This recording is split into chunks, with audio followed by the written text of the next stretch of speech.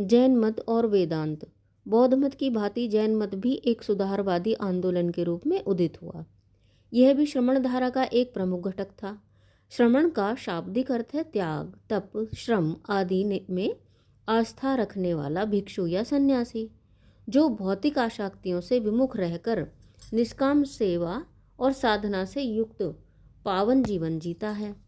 जैन धर्म के सामने जो सामाजिक समस्याएं थीं, वे आरण्यकों और उपनिषदों तथा गीताकार कृष्ण की चेतना को भी झकझोर चुकी थीं। धर्म के नाम पर चल रहे कर्मकांड की आड़ में प्रचलित हिंसा का वह रूप कितना भीषण रहा होगा, जिसका विरोध आरण्यकों, उपनिषदों, गीता से होता हुआ अहिंसा के दो बड़े भारी आंदोलनों बौद्ध और जैन मतों के उदय के काल तक निरंतर चलता रहा और इतिहास के एक सुदीर्घ काल खंड को अपनी चपेट में लिए रहा। श्री सच्चिदानंद भट्टाचार्य ने जैन धर्म की जिन प्रमुख मान्यताओं पर प्रकाश डाला है, उनसे यह युग की समस्याओं का अनुमान सहज ही लगाया जा सकता है। यह बात तो स्पष्ट है कि बिना हिंसा की समस्या के अहिंसा के दो दो आंदोलन समांतर चलाने का कोई प्रश्न ही नहीं उठता है।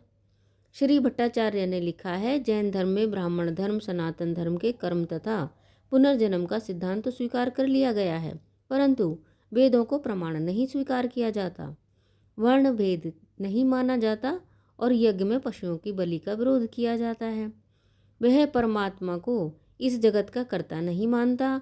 वह मानता है कि प्रत्येक मनुष्य का चैतन्य युक्त आत्मा स्वभाव से अनंत गुणों से युक्त होता है और जब अपने शुद्ध रूप को प्राप्त कर लेता है तो परमात्मा कहलाने लगता है।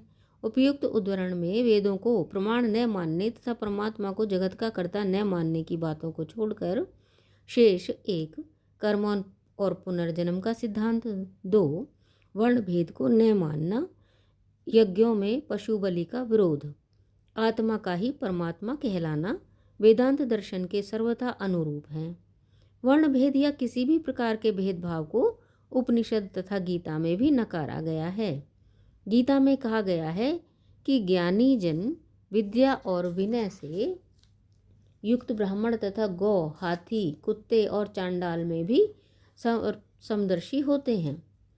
जैन और बौद्ध तो अहिंसा परमो धर्म को अपने आंदोलनों के प्रमुख नारे के रूप में प्रयुक्त करते थे। यह तथ्य तत्कालीन जीव हिंसा की विकरालता को ही दर्शाता है। हिंसा रूपी परम धर्म के प्रतिरोध के लिए ही तो अहिंसा रूपी परम धर्म की आवश्यकता पड़ी। कर्मवाद के साथ पुनर्जन्म और निर्वाण के सिद्धांत भी जैन मुनियों ने वेदांत से ही ग्रहण किए हैं। रूसी विद्वान बोंगर्द लेविन ने उपयुक्त मत की पुष्टि करते हुए लिखा है, उपनिषद प्राचीन जीववादी विश्वासों से प्रारंभ करते हैं और कर्म सिद्धांत को सूत्रित करते हैं, जो कालांतर में केवल सनातनी धार्मिक धाराओं में ही नहीं बल्कि जैन धर्म और बौद्ध धर्म जैसी धार्मिक धाराओं में भी व्याप्त हो गया। जैन धर्म में निर्वाण के स्थान पर कैवल्य की स्थापना की गई है।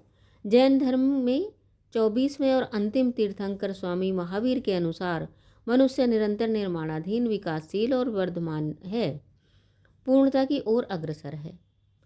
यह कैवलिन के रूप में पूर्ण ज्ञान को प्राप्त करके कैवल्य मोक्ष का अधिकारी बन जाता है। जैन शब्द जिन इंद्रियों को जीतने वाला से निर्मित है। महावीर ने पूर्ण केवल ज्ञान प्राप्त किया और जिन तथा ग्रंथों से मुक्त कहलाने लगे। पूर्ववर्ती तीर्थंकरों की शिक्षाओं को ध्यान में रखते हुए उन्होंने जैन मत की स्थापना की। जैन मत भी वेदांत की भांति आत्मोद्धार, सदाचार और समुन्नति का मंगल मार्ग है। इसमें अहिंसा और तन मन आचरण की शुद्धता पर विशेष बल है। रत्नत्रय मार्ग से कैवल्य का द्वार खुलता है। ये तीन रत्न, सम्यक दर्शन, सम्यक ज्ञान तथा सम्यक चरित्र। रत्नत्रय मार्ग पर चलने के लिए अहिंसा, सत्य, अस्तेय, चोरी न करना, अपरिग्रह, आवश्यकता से अधिक भौतिक सामग्रियां संचित न करना तथा ब्रह्मचार्य अनिवार्य है। जैन धर्म अपरिग्रह या त्याग की अंतिम सीमा नग्नता तक जाता है। वह दिगंबर निर्वस्त्र के रूप में त्याग और तप में आस्था रखता है। कैवल्य की प्राप्ति के लिए आंतरिक और बाह्य तप आवश्यक है। जैन मत समन्वयवादी है। इसमें गृहस्थ और विरक्त निम्न वर्गीय तथा उच्च वर्गीय सभी को समान सम्मान और गौरव प्राप्त है। पाप की स्वीकारोक्ति, सार्वभौम करुणा, कुटिलता और दुराचार के प्रति विरक्ति, सादगी, सरलता, सत्य, प्रेम, सदाचार जैन धर्म की आचार संहिता के प्रमुख उपादान है। डॉक्टर राधा कमल मुखर्जी के मतानुसार इस नवीन सिद्धांत को जल्दी ही लिच्छवी और मल्ल जैसी जनतंत्रीय जातियों और मगध के सम्राट बिंबसार और अजातशत्रु तथा काशी, कौशल, सौवीर, अंगवत्स और अवंती के शासकों का सहयोग प्राप्त हुआ। स्पष्ट है कि जैन धर्म ने भी इतिहास के वक्ष पर अपनी आलोकमयी अटल छाप छोड़ी है। वेदांत प्रेरित सनातन धर्म की समन्वय भावना का ही वह सुखद परिणाम था कि जैन धर्म के प्रथम तीर्थंकर श्री ऋषभदेव को श्रीमद् भगवत पुराण में विष्णु के अवतार के रूप में गौरवान्वित किया गया है।